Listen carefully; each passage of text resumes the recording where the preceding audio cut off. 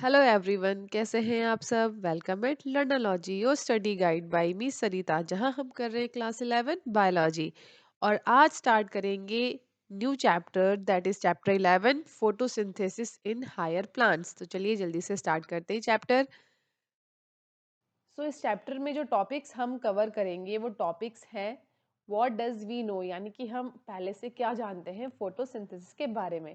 Then we do some early experiments regarding this photosynthesis. Then where does photosynthesis take place? How many pigments are involved in photosynthesis? What is light reaction, the electron transport chain? Where are the ATP and NADPH used? Then C4 pathway, photorespiration, और last में हम करेंगे factors affecting photosynthesis. तो चलिए एक एक करके इन सभी टॉपिक को हम डिटेल में समझते हैं।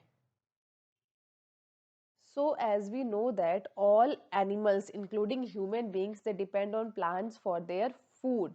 So green plants जो हैं वो अपना खाना synthesize करते हैं through the process photosynthesis. So therefore they are known as autotrophs. So autotrophic nutrition is found only in plants, and all the other living organisms who depend on plants for their food they are known as heterotrophs. So green plants they carry out photosynthesis, which is a physico-chemical process by which they use sunlight to derive synthesis of organic compounds. Ultimately, जितने भी living forms है on this earth they depend on sunlight for their energy. अगर sun नहीं है तो life भी नहीं है. So photosynthesis is important due to two reasons. जिसमें पहला reason है it is primary source of all the food which is available on the earth, and it is also responsible for the release of oxygen into the atmosphere by green plants. So in this chapter mainly we study about structure of photosynthetic machinery and the various chemical reactions that transform light energy into chemical energy. So as we know that chlorophyll, which is a green pigment mainly present in the leaf, light yani ki sunlight and CO2, these all are raw materials required for photosynthesis to occur. Now we look at some experiments for the starch formation in leaf. तो हमें ये already पता है कि iodine की presence में जो starch है it turns blue black in colour. तो इसी बेसिस पे यहाँ कुछ एक्सपेरिमेंट्स हैं जो हम ऑलरेडी कर चुके हैं 9th-10th क्लासेस में। तो पहला एक्सपेरिमेंट है यहाँ पे जहाँ हम एक लीफ लेंगे एंड इसका एक पोर्शन हम ब्लैक पेपर से कवर कर देंगे कुछ इस तरीके से, and then we expose it to sunlight, and after some time we test it for the presence of starch, and it was clear that sunlight is essential for photosynthesis because इस leaf का वो part जहाँ black pepper लगा हुआ था वहाँ पे कोई सनलाइट नहीं पहुँचती है एंड उस पोर्शन में कोई स्टार्च फॉर्मेशन नहीं होता है। So when we test this leaf for the presence of starch तो हम देखेंगे कि लीफ का वो पार्ट जो सनलाइट में एक्सपोज था वहाँ पे जो स्टार्च का कलर है वो ब्लू ब्लैक हो जाता है, बट वो पोर्शन जो ब्लैक पेपर से कवर्ड था वहाँ पे कोई स्टार्च फॉर्मेशन होता ही नहीं है। So in the presence of iodine कोई कलर चेंज हमें यहाँ देखने को नहीं मिलेगा। ऐसे ही हम एक और एक्सपेरिमेंट समझते हैं। तो इस एक्सपेरिमेंट में हम एक पॉटेड प्लांट लेंगे एंड इस पॉटेड प्लांट का एक लीफ हम इस तरीके से इस जार के अंदर फिक्स कर देंगे, यानी कि इस लीफ का हाफ पार्ट बाहर होना चाहिए एंड हाफ इस जार के अंदर होना चाहिए। Then we take a cotton soaked in KOH यानी कि पोटेशियम हाइड्रोक्साइड, एंड उस कॉटन को हम इस जार के अंदर रख देंगे which absorb all the CO2 present in this jar. Then we keep this potted plant with this jar in the sunlight for some time, and after some time we check this leaf for the presence of starch.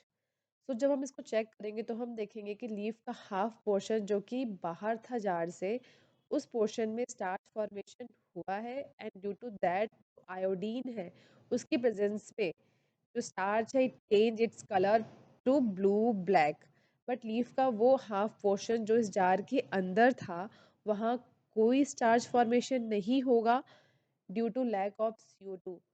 So presence of iodine यहाँ कोई colour change भी नहीं होगा. So it proves that CO2 is essential for photosynthesis. तो अब तक हम इन दोनों एक्सपेरिमेंट में समझ चुके हैं कि sunlight and CO2 both are essential for photosynthesis. Now we understand some early experiment. तो सबसे पहले हम यहाँ समझेंगे जोसेफ प्रिस्टली का experiment. So in 1770 he performed a series of experiment that revealed that कि जो air है it is essential for the growth of green plants, and he discovered oxygen in 1774. सो इन्होंने अपने एक्सपेरिमेंट, जिसको प्रिस्टली एक्सपेरिमेंट कहा जाता है, इन्होंने ऑब्जर्व किया कि अगर एक बर्निंग कैंडल को एक क्लोज जार में बंद कर दिया जाए तो वो तुरंत ही एक्सटिंग्विश हो जाता है, यानी जाता है. जैसे ही इन्होंने एक माउस को क्लोज जार में रखा और इन्होंने देखा कि कुछ टाइम के बाद जो माउस है उसकी भी सफोकेशन के कारण डेथ हो जाती है. सो ही कंक्लूड दैट कि जो बर्निंग कैंडल है और जो ये एनिमल है mouse, they breathe the air and both somehow damage the air. Then next इन्होंने क्या किया, he placed mint plant in the same bell jar and close it.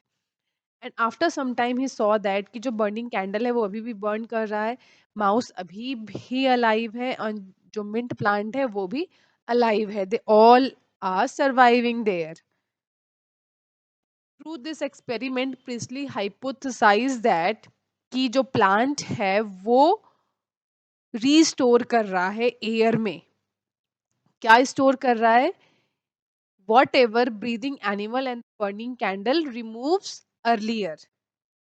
जो भी बर्निंग कैंडल और एनिमल ने पहले रिमूव कर दिया था जिससे उनकी डेथ हो गई थी, वो इस मिन प्लांट ने रीस्टोर कर दिया उस एयर में, जिसके कारण वो सरवाइव कर रहे हैं. Now come to next experiment, that is by Jan इंगनहर्स.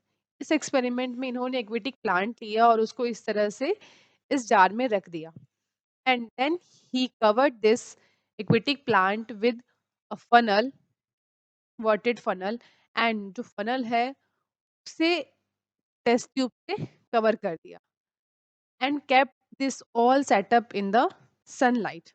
So what he saw कि after some time जो प्लांट है उसके आसपास कुछ बबल फॉर्मेशन हो रहा है, एंड ये जो बबल्स है इसको बाद में आइडेंटिफाई किया कि ये जो बबल्स हैं these are of oxygen. So he showed that key it is only green part of the plant that could release the oxygen. अब थर्ड एक्सपेरिमेंट आता है, that is by Julius von sec.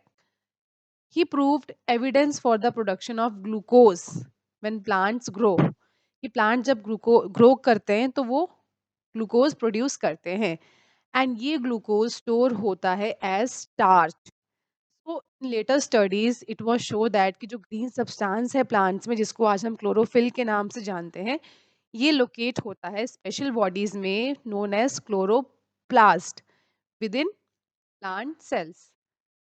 So in the presence of sunlight अगर हम leaf ले और उसके एक portion को कवर कर दे ब्लैक पेपर से एंड इसको डार्क में रख दे, एंड आफ्टर सम टाइम अगर हम ये पोर्शन जहाँ पे ये ब्लैक स्ट्रिप लगा हुआ है इसको हम वापस से सनलाइट में एक्सपोज अगर कर दे, तो हम देखेंगे कि जो स्टार्च है वो वापस से इस पोर्शन में बनना शुरू हो जाएगा. तो पहले एक्सपेरिमेंट हमने समझ चुके हैं कि in the absence of sunlight जो लीफ है वो स्टार्च नहीं बनाएगा, बट अगर उस पोर्शन को हम वापस से एक्सपोज कर देते हैं सनलाइट में तो अगेन वहाँ पे स्टार्च का फॉर्मेशन स्टार्ट हो जाएगा, यानी कि री जो स्टार्च है इट री अपीयर्स इन क्लोरोप्लास्ट. अब जो अगला एक्सपेरिमेंट है that is bye T.W. Engelmann. So in his experiment he investigate the relation between light wavelength and the oxygen released during the photosynthesis. इन दोनों के बीच में इन्होंने रिलेशन बताया. यहाँ लाइट वेवलेंथ का मतलब है कि सन से आने वाली जो लाइट है उसकी wavelength.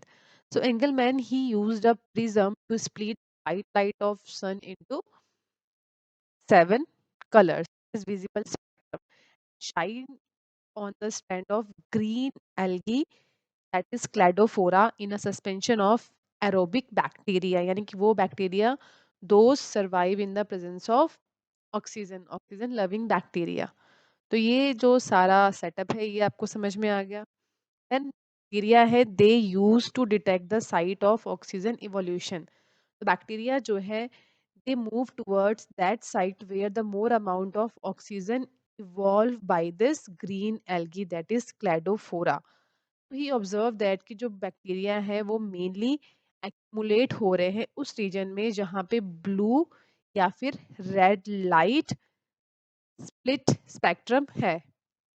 So he conclude that कि जो area with highest concentration of bacteria were the photosynthetically active region, इसीलिए वहाँ पे ऑक्सीजन ज़्यादा प्रोड्यूस हो रहे हैं and bacteria they are moving at that region. So this experiment demonstrated that कि जो पिगमेंट मॉलिक्यूल है यानी कि chlorophyll a and chlorophyll b in photosynthetic organism absorb specific wavelength of light, यानी कि वो सारी लाइट नहीं एब्जॉर्ब करते, वो कुछ स्पेसिफिक वेवलेंथ की लाइट ही एब्जॉर्ब करते हैं। Till the 19th century photosynthesis के बारे में काफ़ी सारी जानकारी, काफ़ी सारी इंफॉर्मेशंस पता लग चुकी थी that plant use light energy to make carbohydrates from CO2 and water, जिसको इस एक इक्वेशन में एक्सप्लेन किया गया है, यानी कि CO2 plus water and light these all are raw materials for the photosynthesis and they form carbohydrate and oxygen। यहाँ ये जो CH2O है it represents carbohydrate, example glucose, a 6 carbon sugar।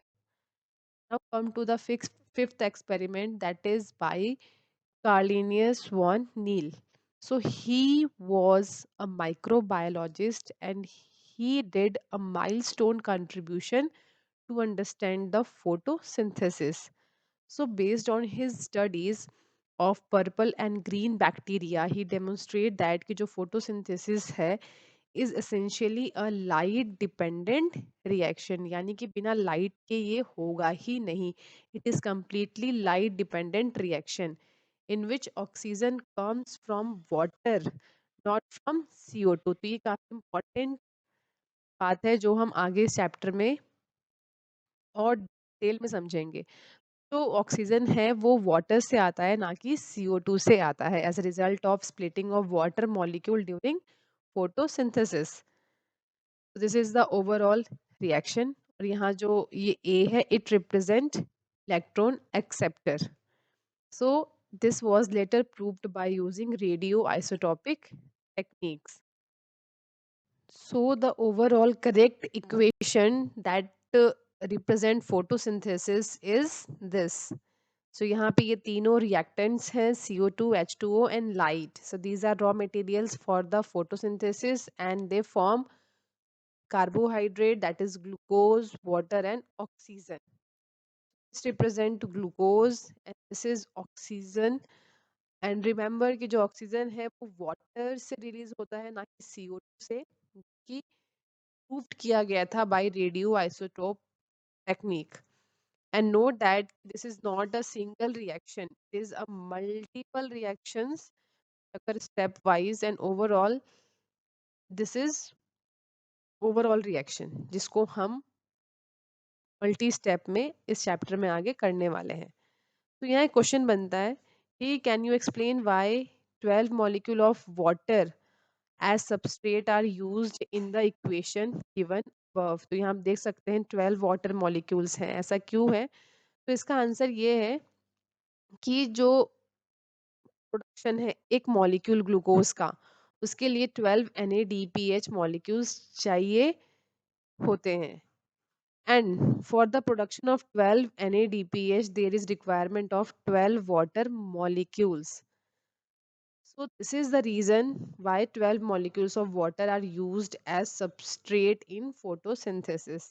इसे हम और डिटेल में इस चैप्टर में आगे करेंगे। आई होप आपको आज का ये वीडियो समझ में आया है। अगर हाँ तो चैनल को लाइक कीजिए, साथ ही सब्सक्राइब भी कीजिए। एंड आज के इस क्लास में कोई भी डाउट है तो आप नीचे कमेंट सेक्शन में पूछ सकते हैं। नेक्स्ट क्लास में, नेक्स्ट वीडियो में हम करेंगे where does photosynthesis takes place. Till that students, आप आज का ये टॉपिक अपनी NCERT बुक में अच्छे से रीड कर लेंगे जिससे कि आप कॉन्फिडेंट हो जाए कि अब तक की क्लास में हमारा NCERT से सब कंप्लीट हो गया है। Till that, stay happy, stay healthy. See you soon.